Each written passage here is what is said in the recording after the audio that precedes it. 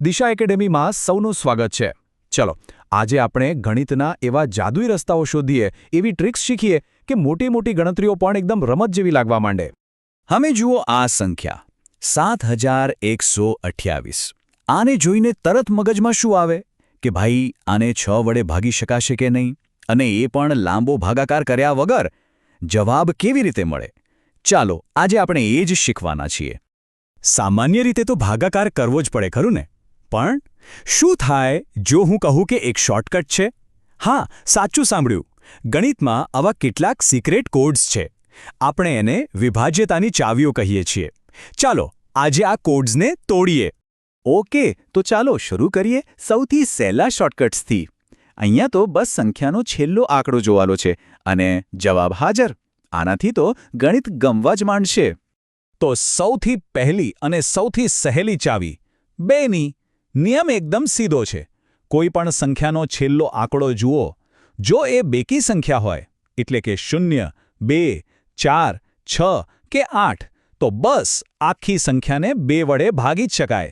છે ને એકદમ સહેલું? બિલકુલ એવી જ રીતે 5ની ચાવી પણ એકદમ ફટાફટ કામ કરે છે. ફરીથી ખાલી છેલ્લો અંક જ જોવાનો છે. જો એ 0 હોય અથવા 5 હોય તો સમજી લો કે તમારું કામ થઈ ગયું. એ સંખ્યા 5 વડે વિભાજ્ય જ હોય. અને હવે આવે છે સૌથી સહેલો નિયમ, 10ની ચાવી. આમાં તો બીજું કંઈ જોવાનું જ નથી. જો સંખ્યાના છેડે 0 હોય તો એ 10 વડે ભાગી જ શકાશે. Full guarantee. આ ત્રણેય નિયમો તો એવા છે કે એક જ વારમાં યાદ રહી જાય. ઓકે, હવે થોડુંક લેવલ અપ કરીએ. 4ની ચાવી માટે આપણે એક નહીં પણ છેલ્લા 2 આંકડા જોવાના છે, એટલે કે એકમ અને દશક. જો આ છેલ્લા 2 આંકડાથી જે સંખ્યા બને એને 4 વડે ભાગી શકાય, તો પછી ગમે તેટલી મોટી સંખ્યા હોય એને પણ 4 વડે ભાગી જ શકાય. ચાલો હવે જે નિયમો આવે છે એ તો ખરેખર જાદુ જેવા છે. અહીં એક મસ્ત ટ્રીક છે. આપણે સંખ્યાના આંકડાઓનો સરવાળો કરીશું. જુઓ કેવી રીતે. 3ની ચાવી, આ મારે ફેવરેટ છે. અહીંયા શું કરવાનું? બસ સંખ્યાના બધા આંકડાઓને પકડીને એમનો સરવાળો કરી દો. જો એ સરવાળો 3ના ઘડિયામાં આવતો હોય, એટલે કે 3 વડે ભાગી શકાય, તો આપણી મૂળ સંખ્યા પણ 3 વડે ભાગી શકાશે. જેમ કે જુઓ 123, એમાં 1 + 2 + 3 એટલે થયા 6, અને 6 તો 3 વડે ભાગી જ શકાય, તો 123 પણ ભાગી શકાય. અને ખબર છે મજાની વાત શું છે? જો તમને 3નો નિયમ આવડી ગયો તો સમજો કે 9નો નિયમ પણ આવડી ગયો. આ બંને જાણે જોડિયા ભાઈઓ જેવા છે. એ જ ટ્રીક. બધા આંકડાનો સરવાળો કરો. જો એ સરવાળો 9 વડે ભાગી શકાય તો આખી સંખ્યા પણ 9 વડે ભાગી શકાશે. એકદમ સિમ્પલ. હવે જુઓ ગણિત કેટલું લોજિકલ છે. 6ની ચાવી માટે કોઈ નવો નિયમ યાદ જ નથી રાખવાનો. એ તો બસ 2 અને 3ની ચાવીનું કોમ્બિનેશન છે. તમારે ખાલી 2 વસ્તુ ચેક કરવાની છે. પહેલું, શું સંખ્યા બેકી છે, એટલે કે 2 વડે ભાગી શકાય છે, અને બીજું, શું એના અંકોનો સરવાળો 3 વડે ભાગી શકાય છે. જો બંનેનો જવાબ હા હોય તો એ સંખ્યા 6 વડે પણ ભાગી શકાશે. સારું, તો હવે આપણે થોડા વધુ પાવરફુલ નિયમો તરફ જઈએ. કદાચ થોડા અઘરા લાગે, પણ એકવાર સમજાઈ જાય તો બહુ જ કામના છે. યાદ છે 4નો નિયમ? આપણે છેલ્લા 2 આંકડા જોતા હતા.